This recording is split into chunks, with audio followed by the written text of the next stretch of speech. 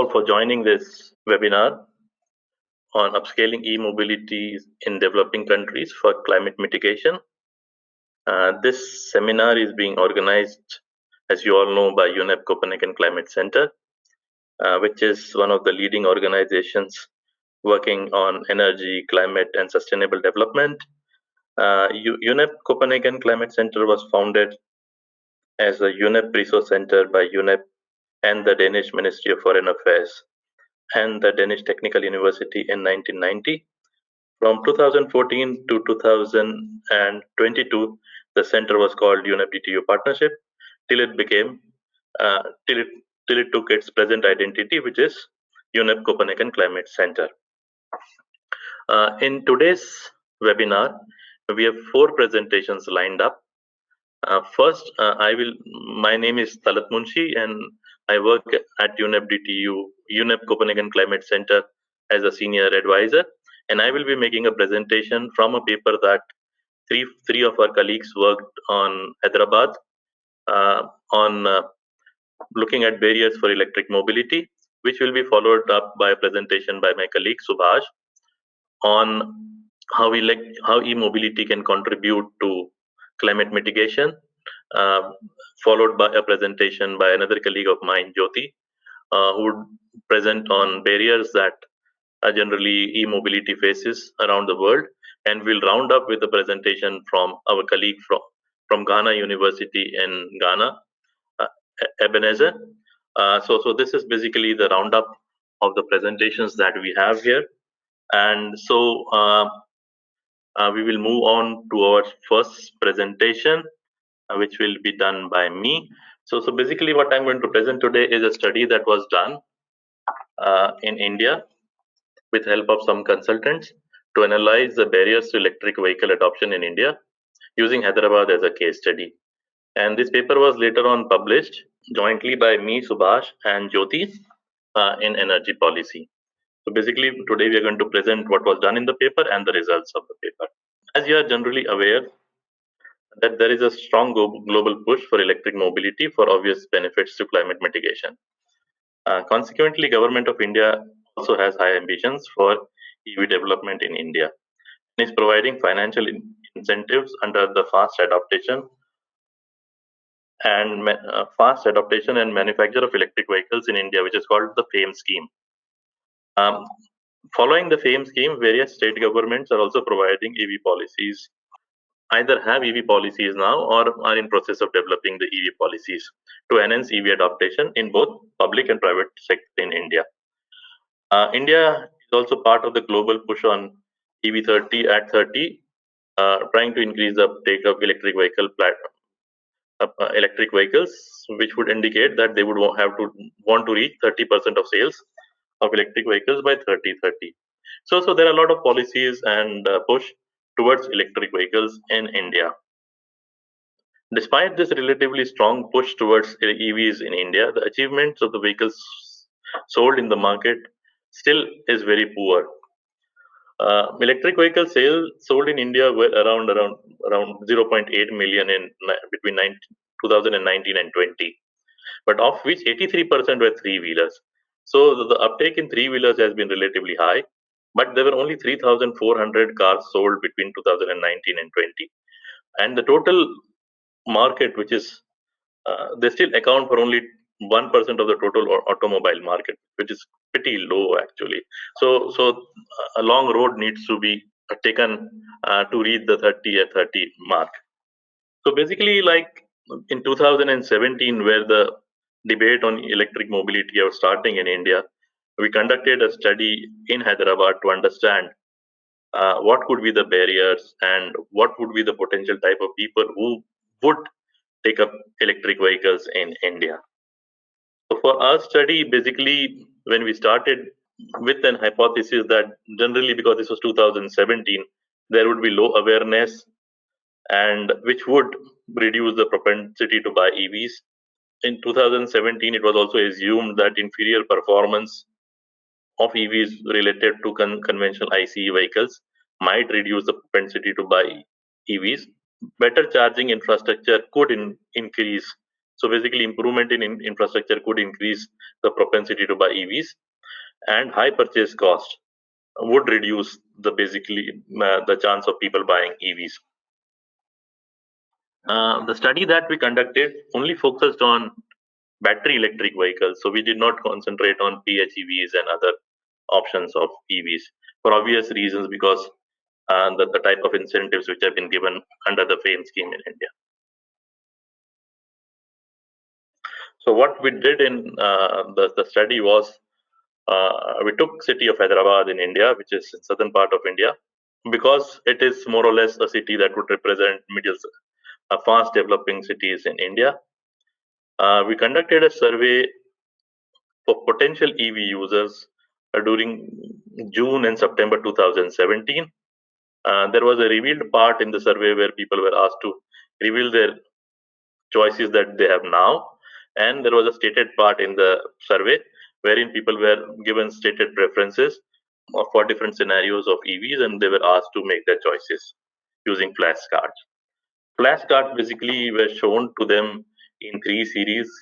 The potential EV buyers were the people who showed intention to buy a vehicle. So when we asked the question to them that, do you plan to buy a vehicle, either a two-wheeler or a car, in the next 5 years, the respondents who said yes were further shown this stated preferences.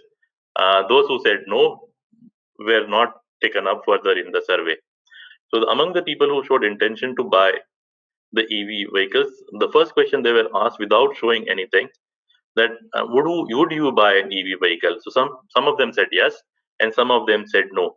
But both categories then further given information on how EV vehicles compare to the conventional vehicles for both the car and for two wheelers.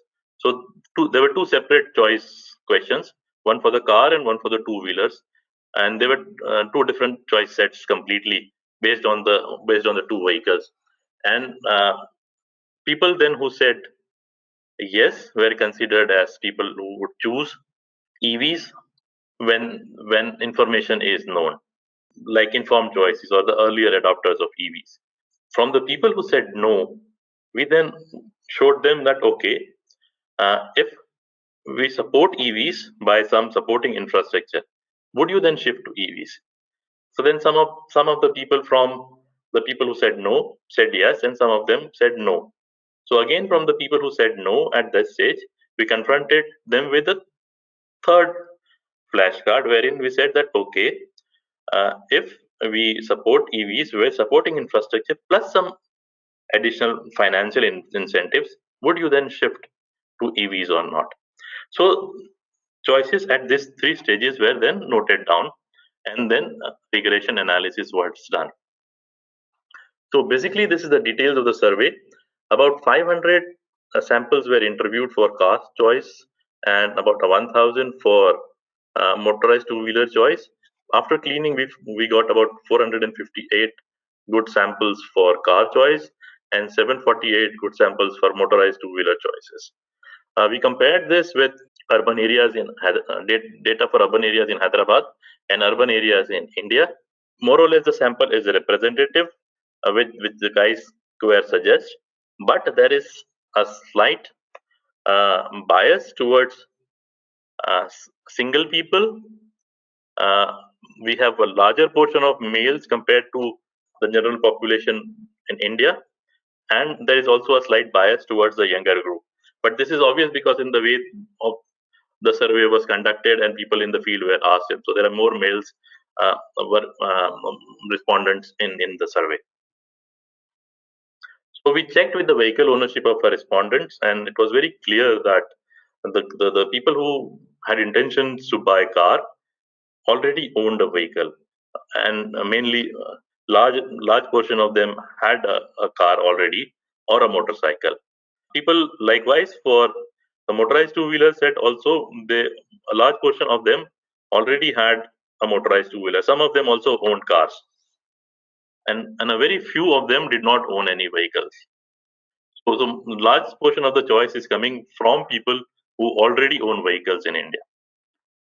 Second, we also asked them what type of vehicles as part of the revealed choice. what type of vehicles they use for regular travel. Large portion of the car choice sets already use cars for their regular travel. Very few of them use public transport.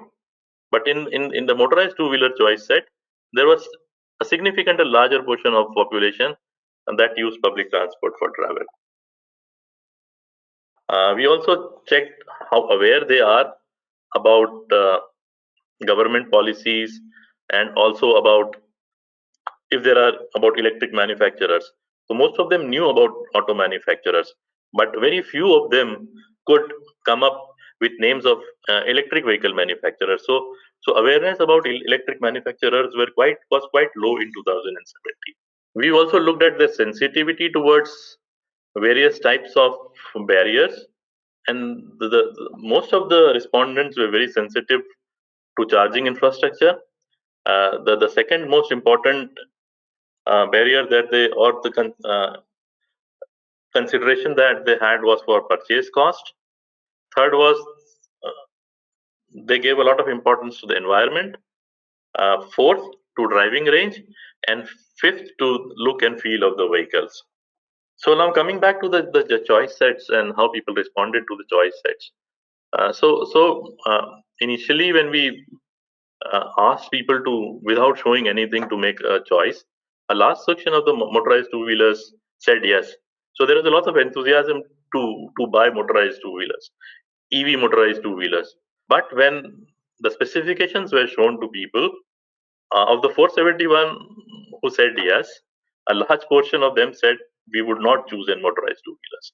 And then when the incentives are given to them in terms of better infrastructure, etc., and financial incentives, some of them did come back, but a large portion of the people, from the original people who had good intentions to buy motorized EV, did not plan to buy an EV after that. Some of the people who said originally no in the initial choice, after they knew about that there could be policy incentives and financial incentives given, about 37 of them came back to choice of motorized two wheelers. Likewise, in car, the shift. So there was a lower section of the people who said yes when in the initial intentions, and there was not a lot of shift in the initial intentions. Even after informing them about the differences between the ICE and the conventional EVs, also by giving other choices. Likewise, but when from people who said no, there was some section who then shifted to this side. Then we did regression analysis, and what we found is it is basically like for cars and both MTVs. It is the middle-aged people who are likely to choose, mainly male. People who are basically married with children, mainly for the car section. In the two-wheelers, it could be single also who might choose. With strong motorized vehicle ownership, with scooter or car ownership for cars, people who are regular commuters, people who are better aware about electric vehicle manufacturers, people who are more concerned about electric vehicle charging, O&M, and environmental benefits. So these are the people. These are the people who are likely to choose EVs in India. This has been published in the two reports that we have. We also have a study in Pune, following the study in Hyderabad, which I have presented, and this is the place where you can find the paper. Thank you for listening to me, and that's the end of my presentation. Yes, I think after Talat, it is me, Subash. I work as a senior researcher at UNEP CCC, and what I would present is more based on the sixth assessment report of the IPCC, but it connects well with what Talat has presented on the EVs, and this is a report which came out. It's actually still under some process, but it has been released in March now. The report. So just going now quickly on the, you can say, setting the global. What is the global you can say context here. So first thing we so why does e-mobility and all that become important is because, first of all, transport as a sector has become like quite important from the mitigation perspective, because if you see in this slide, the emissions from the transport sectors over the last, you can say, 30 years have not shown any declining trend. On the contrary, the share of transport sector in the CO2 emissions has increased from 13 to 15% in 2019. The second, I think, thing to kind of take a note of is that road transportation sector has been extremely difficult to, you can say, decarbonize. And it in 2019 it accounted for almost 70% of the emissions were coming from the road transportation sector. Now, in our assessment, sixth assessment, we looked at different, you can say, fuel vehicle technologies which can decarbonize the different, you can say, transportation segments, because we are having road transportation, we are having aviation, we have shipping and all that. The focus here especially is on the road transportation segment. And if we look here, there are, first of all, I would not say that e-mobility is the only option here. So this slide is trying to say that there are different options. However, uh, it is also important to keep in mind that there are some, you can say, pathways which are mature and the others which are not mature. Now, as far as the road transportation segment is concerned, which if you see on the right hand side, you have the light duty vehicles and the heavy duty vehicles, and you can see the battery electric vehicles offer a very mature pathway, because these are shown in the bold lines for both heavy duty and light duty vehicles. As far as the heavy duty vehicles are concerned, there is also the possibility of using fuel cells for this, and this was also identified as a mature pathway for heavy duty vehicles. But as far as the battery electric vehicles are concerned, they can offer solution for both light duty and heavy duty vehicles. The other thing actually, which is also shaping why electric mobility is becoming very important and significant, is what has happened over the last 2 decades to the technologies on the renewable side and the batteries. And in this slide, you can see the first four set of graphs on the left are representing what has happened to the costs, and on the bottom to the adoption of these technologies. So you can see the first four graphs relate to the renewable technologies, the photovoltaics, the onshore wind, offshore wind, and the concentrating solar power. The costs have gone down dramatically, and at the same time, the market shares of these technologies has increased in a very exponential way. But let's keep in mind that we are starting from a very low base. For example, for offshore wind, we are still below 1%, but the graph gives an impression that we have made a big leap. Similarly, in case of batteries, and which is very much directly related to the electric vehicles, the cost over these last 2 decades have declined very rapidly, and it has been accompanied with a very sharp increase in the market share, and which is now above, you can say, 6% for light duty vehicles. I think this graph is for the light duty vehicles of the EVs. Then, as I was showing in the previous slide, the growth in the battery electric vehicles, and this is giving more a breakup in terms of the battery electric vehicles and the plug-in hybrids, how the transformation of the electric vehicles has happened, and it is taken from the global EV outlook. So EVs, if you look at, are, especially for light duty vehicles, gone above now 8% market share.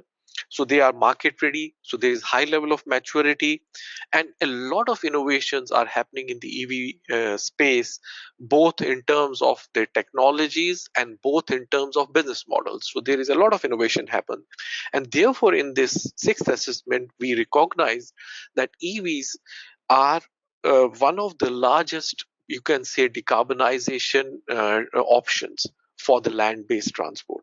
So this was recognized with high level of certainty that EVs will offer a very high level of decarbonization for the land transportation segment.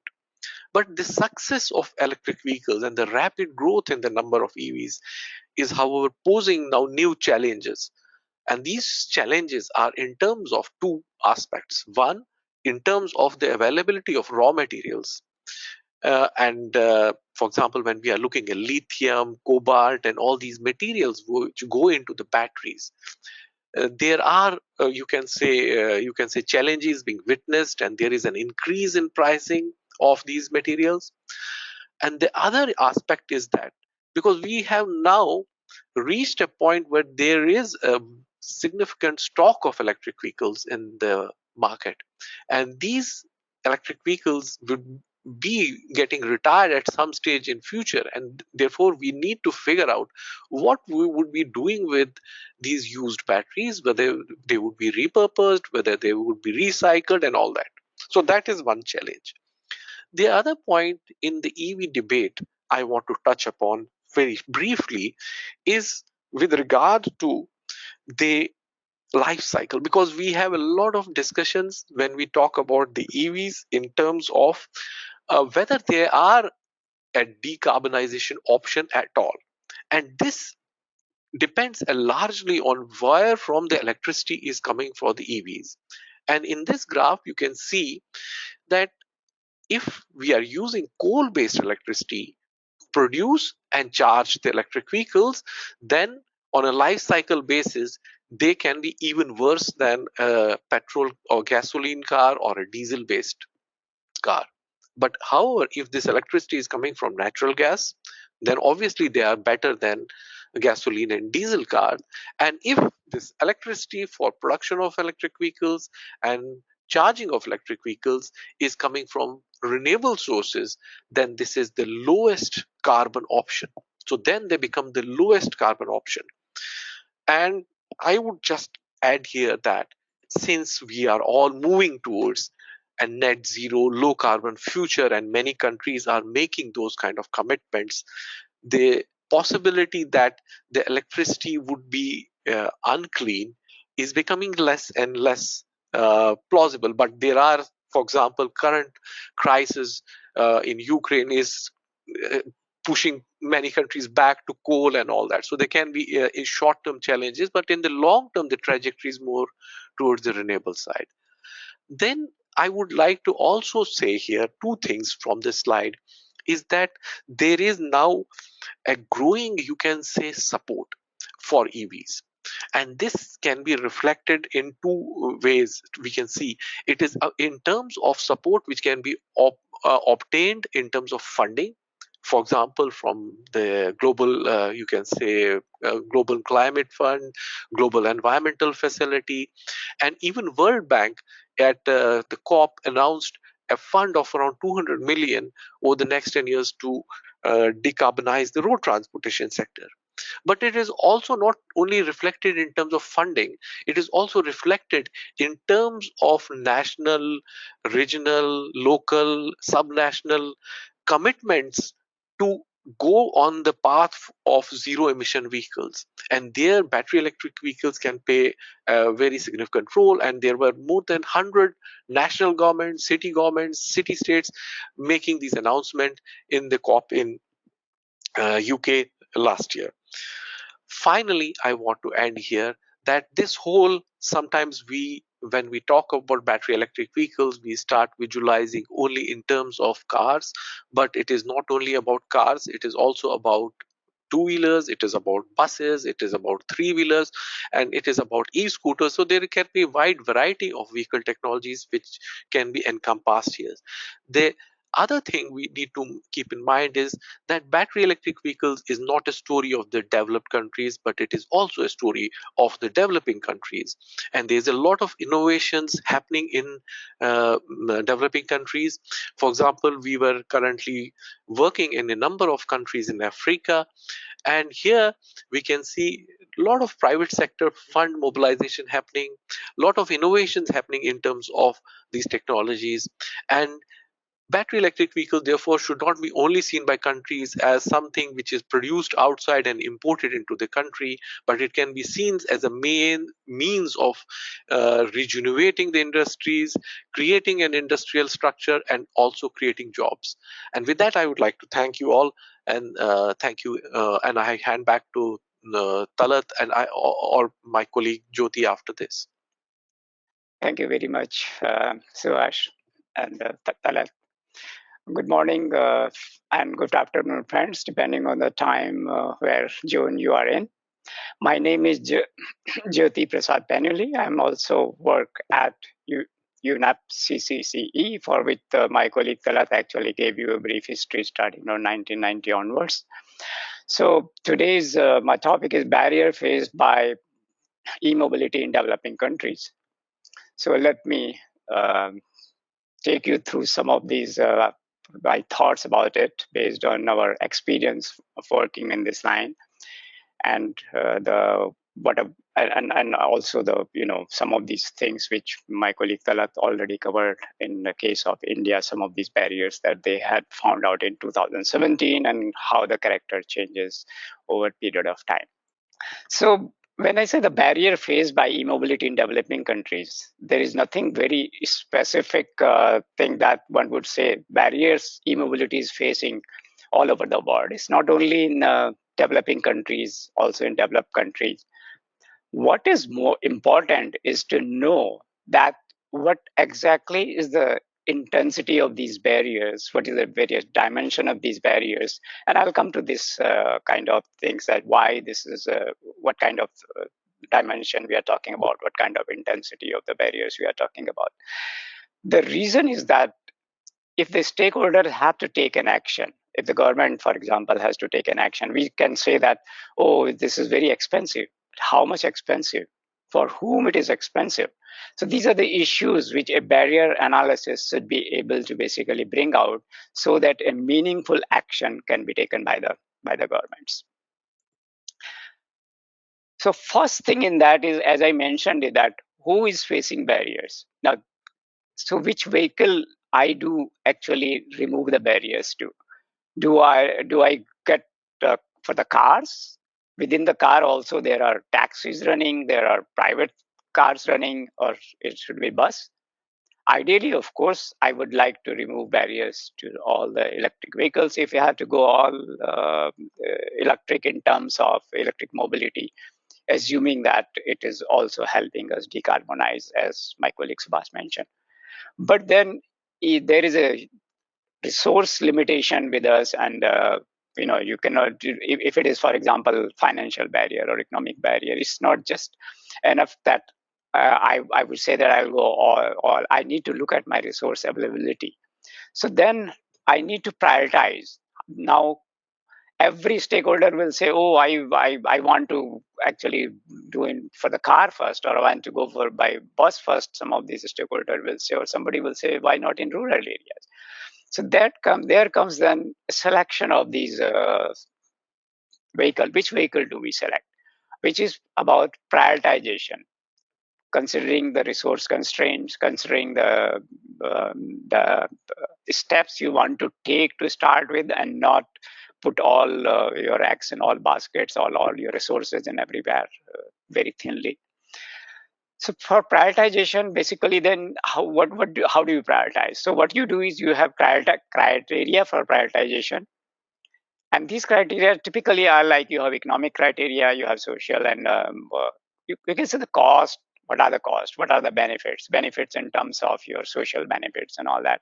And then there may be specific criterias which are related to the local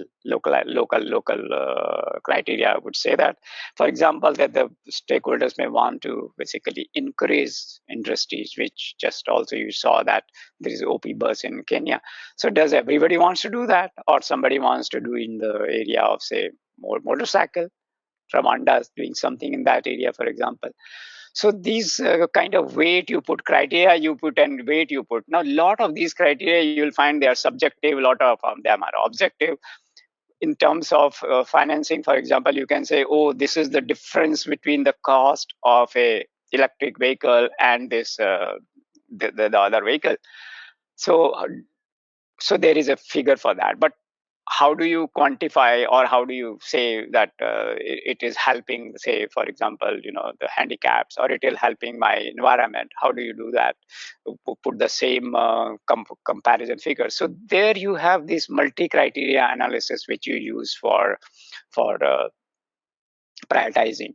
And this results, you can see these results here, which are coming, which I have showed here. They are the results coming for one of a study we did in Zimbabwe very recently. And the results were that based on stakeholder preferences, intracity buses were prioritized. The second number, the intercity buses, then taxis, and then the private cars and all that were much below that. So this is what I said, the criteria: the cost, benefits, local contacts. So costs include capital cost, operational cost. Benefits can be economic, social, air pollution, climate. Local contacts can be the preference of the government that they want to do the bus first and things like that. And maybe go for supporting ecosystems, such as you develop some initial base for industries in that area and so on. And then you of course weigh each of these criteria.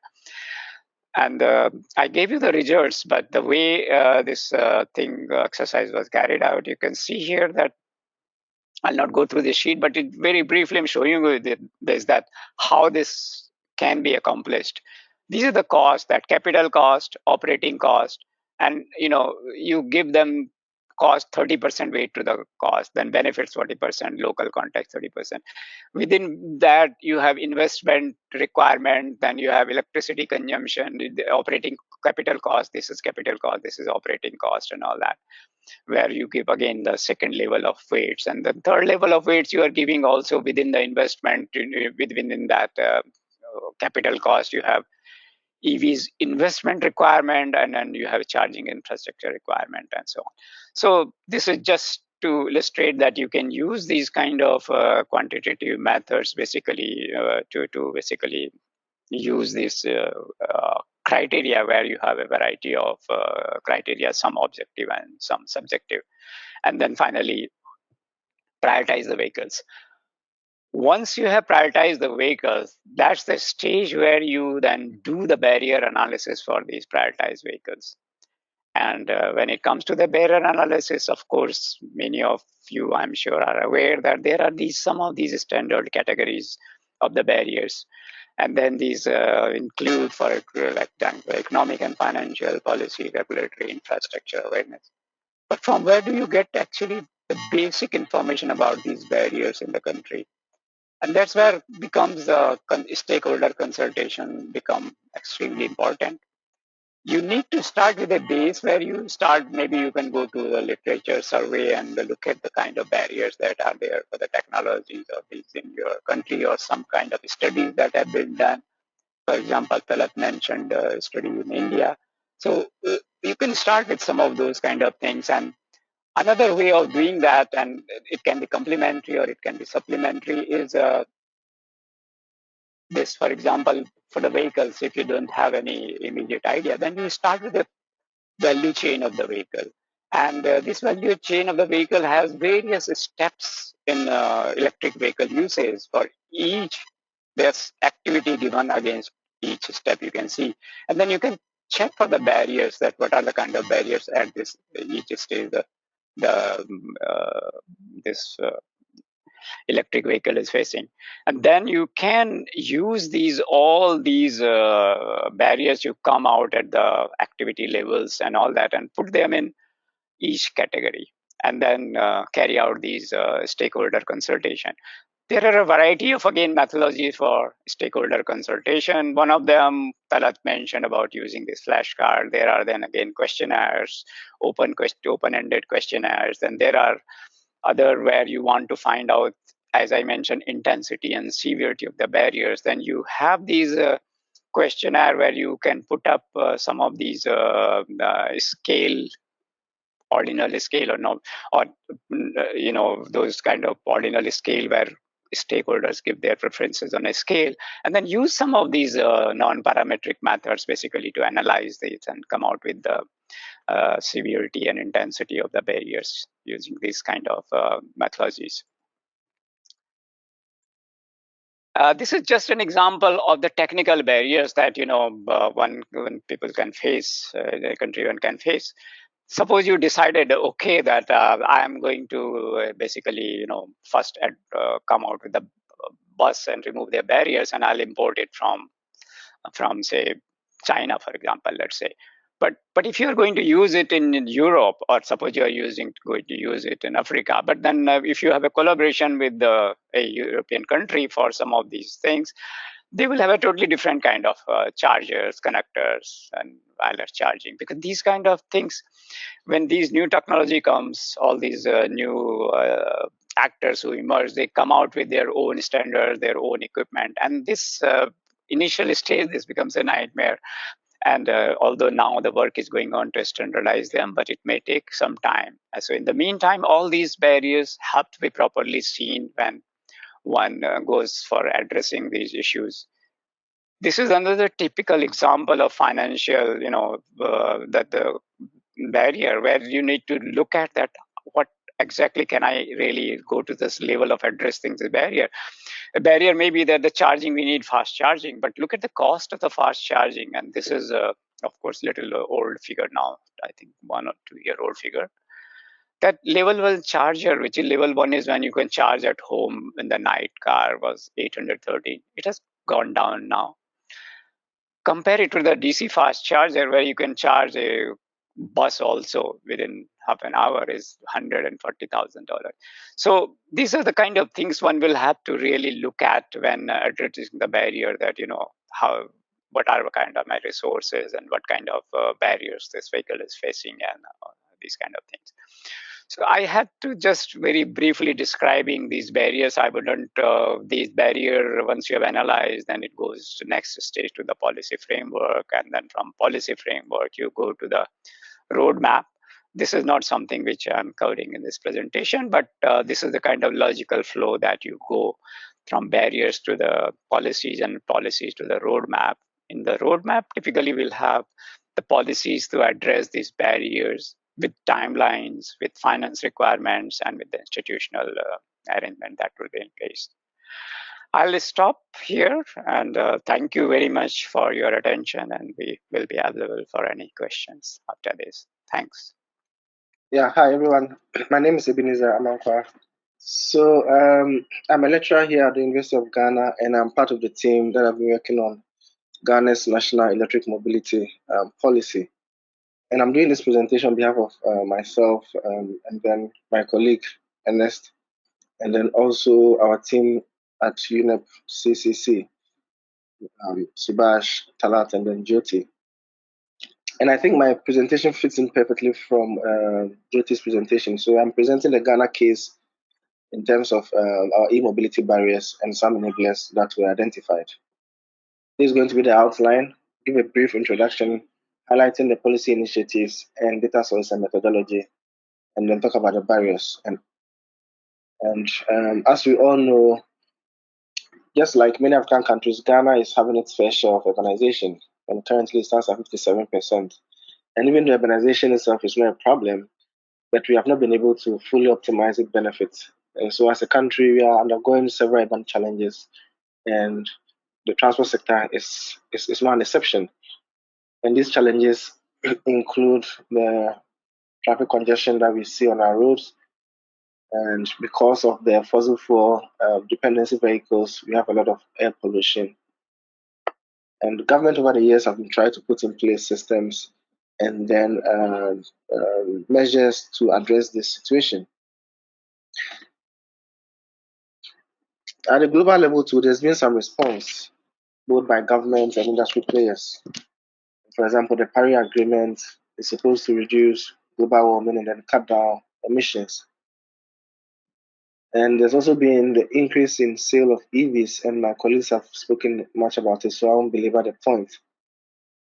Ghana has also joined this clarion call in order to be able to put in place policies and measures that will facilitate our adoption of EVs and avoid the country becoming a dumping ground. There's also the Drive Electric initiative that is being run by the Energy Commission in the country.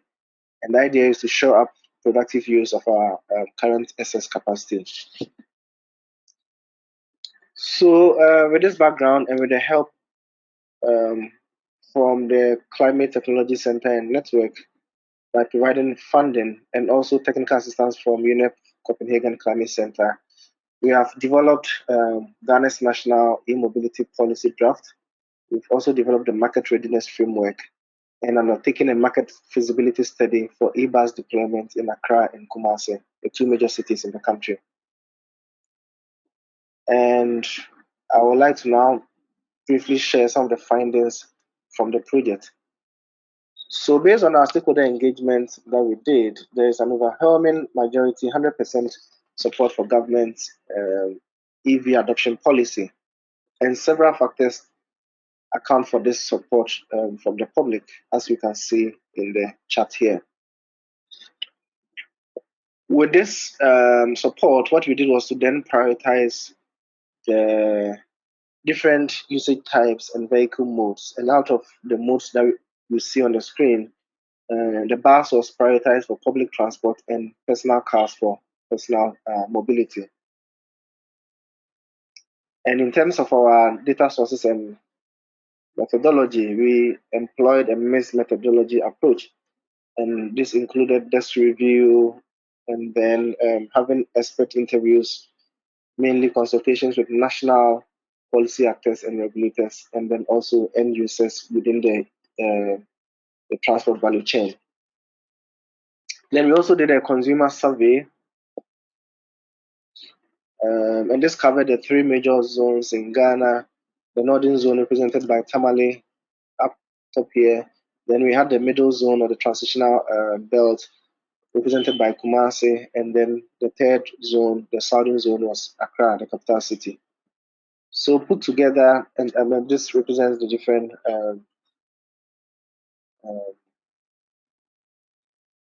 survey that we did. So putting together, this is the overall framework that guided our barrier analysis. So after the consultation and the desktop review, we did a characterization of the barriers using these different methodologies. Then that helped us to rank our barriers and some enablers that were needed to address those barriers. Now, in terms of findings, the figure here shows the hierarchical tree for ranking the barriers that we identified in Ghana. And overall, we identified over 22 barriers, and they were further categorized into 5 major barriers or themes, and they were ranked as follows: economic, infrastructural, technical, policy, and social barriers. So I'll take them one after the other. According to the weighting exercise that we did, we realized that the economic barrier was weighted highest with 33.3%. And under this barrier, there were a number of subcategories, and the high purchase price of EV was scored highest. This was followed by the battery cost, and so on and so forth. And here are some quotes that we gained from our market consumer survey. For instance, a 47-year-old management accountant is saying that, honestly, I don't think I'll have such money to buy an electric vehicle. My income over time, even till pension, cannot buy one EV car. My finances are not too good. And it ran through most of the engagements that we had with the general population. So what we did was to now delve deeper into the economic barrier and see how we can, pick up people's interest, and then that may help with their use of EV. So what we did was that we modeled the initial cost of EV adoption. And the first model looked at the present market condition. And as you can see in the figure, the first one, we compared the Hyundai Kona SUV in terms of their specifications, such as speed, range, fuel consumption, electricity cost, maintenance cost, and purchase cost. And we did a comparison for EV, petrol, and diesel vehicles. And the graph and the chart on the right shows that under present conditions, about 40% of respondents were willing to adopt EVs, while the same percentage will use petrol and 70% will use diesel. And in the second scenario, we introduced policy intervention for EVs. And with this, it increased the share for EV to 69% and then 21% for petrol. And then finally, in the final scenario, some fiscal measures were introduced, at 15% for EVs and 24% for petrol and then diesel vehicles. And similarly, in the same way, the share of EV went up. So clearly, it shows that government will have to introduce some fiscal measures in order to facilitate and then scale up adoption of EVs in the country. Then in terms of the other barriers, let's first look at the technical barrier. Under the subcategories of the technical barrier, we had range weighting the highest, 33.3%, and then followed by battery life and all that. And there are some codes here as well to support the statistics that we got. And so a 40-year-old mechanic from Tamale, the northern part of the country, also shared the experience that what will happen if you are driving and you get to a place, you run out of battery and then you cannot charge it. And then how long will it take you to charge? Some of the concerns that were raised. And then the last three barriers, infrastructure, policy, and social. Under the infrastructure, the lack of charging facilities obviously was a big issue. Currently, we have just about 5 of them that are run by some private companies. And so it was raised as a public concern that governments will have to put in more infrastructure, and once people see that can attract them to use EVs. And it was also followed by the repair and maintenance workshop that we need to train and then, retool our local mechanics to support the EV drive. And then the policy and social barriers. Under the policy, it was raised that governments lacked long-term planning for EV. And under the social barrier, there was some misunderstanding and misconception about EVs. And these were all issues that require some awareness creation for the scale-up of EVs in Ghana. And then when we consolidate all these barriers into an overall ranking of barriers, the major 3 were limited understanding of the quality of EVs, government's long-term planning and goals for policy, and then the roadmap for EVs, and then finally, the high purchase cost. So based on these barriers, we decided to further engage stakeholders to tease out some policy framework that will provide or serve as enablers to drive the use of EVs in the country. And there are a number of them, each supporting the barriers that we identified. So the first one was on economic and fiscal measures that were needed to be put in place to accelerate uptake, and then developing institutional framework and policy and regulatory measures, and also developing and expanding the infrastructure measures, especially charging and making sure there is reliable electricity. And we also talk about developing a local EV development market, and then the technical measures and social measures to raise awareness, pilot EVs in the country, and then make sure a lot of people see them around and they can also get on board. I would like to acknowledge our sponsors, CTCN, and then technical assistance from UNEP, C, and then also the Ministry of Transport, especially the steering committee that they put up, and then the stakeholders who supported and provided sterling support during the project. Thank you very much. So we have some questions. And I think I would like to start by asking first one. Maybe Subash, you could answer this one. It is mainly on what is the stand of oil producing developing countries uh, on EVs? Do you have, when maybe from your other experiences, what do you think is the stance like all producing developing countries have on EVs? I don't think we have any remit for some specific oil-producing countries. But if we look at IEA, which is also, if you see historically, an organization which was trying to coordinate on this part. So the IEA itself is pushing for, you can say, EVs in a big way, and a number of countries which are oil-producing and exporting countries are also coming up with you can say, I would not say specifically pushing for EVs, but also coming up with their own net zero kind of strategies. For example, Saudi Arabia, which is the largest oil exporting country, they have also come up with a net zero commitment. And obviously, when we have been working in West Asia, for example, to prepare a net zero plan, and this report is actually very close to finalization and would be out very shortly. And here again, EVs are coming out as a very significant option for decarbonization. I don't know whether it completely answers that question or not. So basically, like, there are a lot of questions here.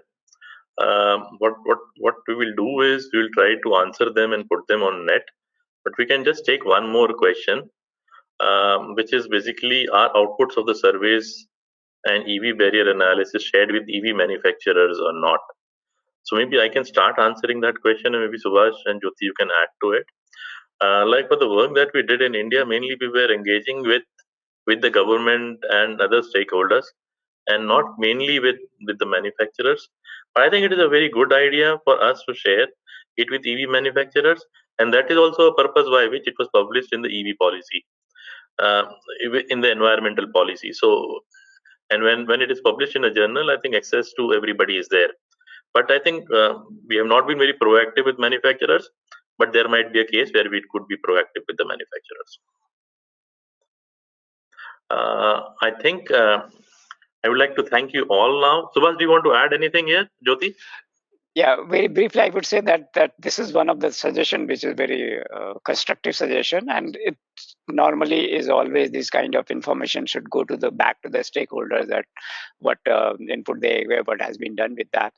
And I think some of the projects which, if you see the recently we are doing, which for example Ebenezer presented, and I also mentioned about HANA projects, there are these reports which has come out, and we have had even the final workshops in the countries where they on the awareness workshop, where all the stakeholders who had participated and everybody was invited to the workshop, and these reports, which are final reports, are available to everybody through our web and other things.